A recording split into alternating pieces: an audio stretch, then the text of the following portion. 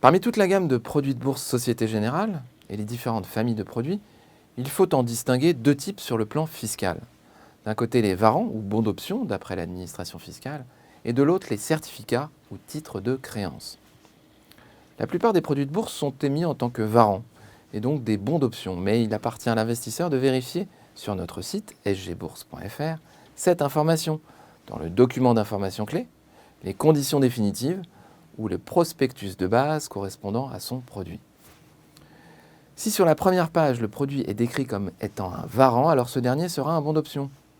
S'il est décrit comme étant un certificat, il aura donc été émis comme un titre de créance.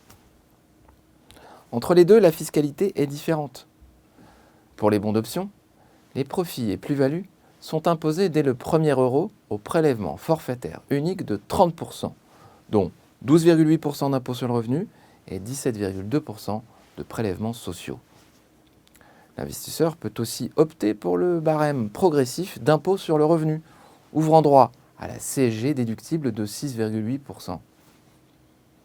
Ces produits ne sont pas éligibles au PEA, mais les moins-values sont imputables sur toutes les plus-values réalisées sur autres à valeur mobilière, actions, titres d'OPC, etc., et reportables pendant 10 ans. Pour les certificats maintenant, les plus-values sont imposées de la même manière que pour les bons d'option, mais les moins-values, elles, ne sont imputables que sur les plus-values de même nature, et le report est possible que si les certificats ont été cédés avant leur échéance ou leur rappel anticipé. Dans le cas contraire, si les certificats sont conservés, les pertes éventuelles ne sont ni déductibles ni remboursables.